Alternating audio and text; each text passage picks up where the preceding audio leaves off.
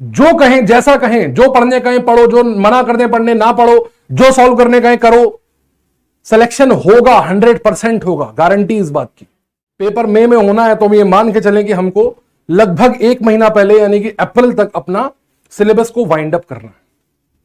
तो ये जो टास्क है ना, ये टास्क एक पहाड़ चढ़ने से कम नहीं है, एक लड़ाई से कम नहीं है, क्योंकि आपको बहुत ज्यादा मेहनत करनी है नीट के एग्जाम में सेलेक्ट होने के लिए।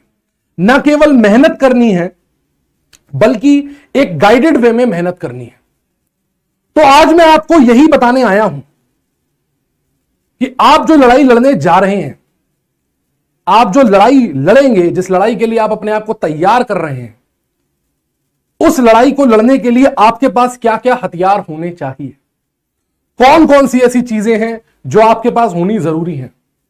और अगर वो चीजें आपके पास होंगी तो वो चीजें आपको आपका एग्जाम क्रैक करने में बहुत ज्यादा हेल्प करेंगी। हर साल, साल दर साल, पिछले 11 सालों से मैं बच्चों को नीट के लिए पढ़ा रहा हूं और मैंने देखा है कि जो बच्चे होते हैं वही गलतियां बार बार दोहराते हैं। तो उनकी गलतियों की वजह से कई बार ऐसा होता है कि जो अच्छे बच्चे होते हैं वो सफर करते हैं।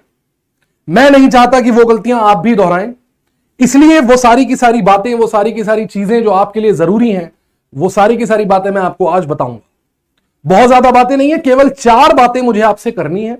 ये 4 चीजों का आप ध्यान रखेंगे तो ये 4 चीजें आपकी तैयारी को और ज्यादा स्ट्रेंथन करेंगी, और ज्यादा बढ़िया करेंगी और आपका रिजल्ट और ज्यादा इंप्रूव करने में मदद करेंगी। क्या हैं ये 4 बातें? देखो, सबसे पहली बात है फोकस ऑन योर गोल। सबसे पहली और सबसे इंपॉर्टेंट बात है, जब तक आपका फोकस नीट के लिए नहीं होगा, जब तक आपके लक्ष्य पर आपका ध्यान नहीं होगा, तब तक सक्सेसफुल होना बहुत मुश्किल है। दूसरी चीज है बेटा, identify your strength and weaknesses. अपनी स्ट्रेंथ और वीकनेसेस को आइडेंटिफाई करना बहुत जरूरी है। हर वो बच्चा जो ये कर लेता है 50% जंग जीत लेता है। अगर आपको पता है कि किसी भी सब्जेक्ट में आपके स्ट्रॉन्ग पॉइंट कौन से हैं, आप बायो वाले हैं, बायो में 360 में 360 नंबर आराम से ला सकते हैं।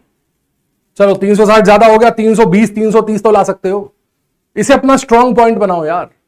अगर तुम 330 नंबर बायोलॉजी में ले आते हो तो क्या बाकी दोनों सब्जेक्टों में मिला के 250 से 300 नंबर नहीं खींच सकते? और अगर मान लो इतना कर लिया तुमने, तो फिर कोई है जो तुम्हारा सिलेक्शन होने से रोक सकता है? सोच के देखो। अगर तुम 720 में 600 प्लस स्कोर कर लेते हो तो क्या कोई है जो तुम्हारा सिलेक्शन होने से रोक लेगा? नहीं।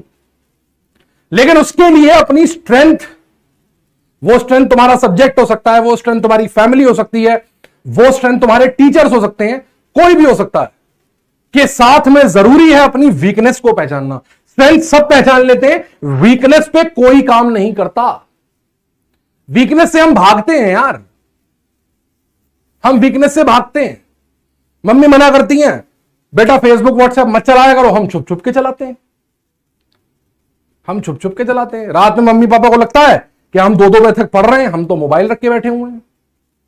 हमारी फिजिक्स वीक है या हमारी केमिस्ट्री वीक है तो हम उसे पढ़ते ही नहीं है, हम तो पूरा टाइम बायो पे ही लगा देते हैं। क्या केवल बायो से सिलेक्शन हो जाएगा? क्या केवल बायो से सिलेक्शन हो जाएगा? तो अपनी वीकनेसेस को छुपाओ मत। हालांकि ये ह्यूमन टेंडेंसी है कि हम अपनी वीकनेसेस को मास्क करना चाहते हैं, लेकिन उसे मास्क मत करो, उस पर काम करो, उसे पहचानो और कोशिश करो कि उन वीकनेसेस को अवॉइड करो। तीसरा, take a proper guidance. Sir मान लिया आपकी बात करने लगे, हम सब कुछ मान लिया, हमने अपनी स्ट्रेंथ भी पहचान ली, सब कुछ करने लगे, अब हम तैयारी कर रहे हैं। तैयारी करनी है, नीट का पेपर सक्सेस है, उस डायरेक्शन में तैयारी हम कर रहे हैं, इस डायरेक्शन में। यार विदाउट गाइडेंस पहुंच जाओगे क्या? मंजिल तक पहुंच पाओगे क्या? किसी नई जगह जा रहे हो जहां का रास्ता देखा नहीं है, क्या गूगल मैप्स नहीं लगाते? या अपने मन से जहां चलाना होता है चला देते हो? तो गूगल मैप से क्या लेते हो? गाइडेंस। तो ऐसा ही कोई गूगल मैप ढूंढो, ऐसे टीचर्स ढूंढो, ऐसे मेंटर्स ढूंढो जो तुम्हें गाइड कर सके टुवर्ड सक्सेस। देखो सब्जेक्ट क्या है, 11 12 की एनसीईआरटी है, तुम्हें आती है, तुमने पढ़ रखी है, पढ़ रहे हो। इंपॉर्टेंट क्या है?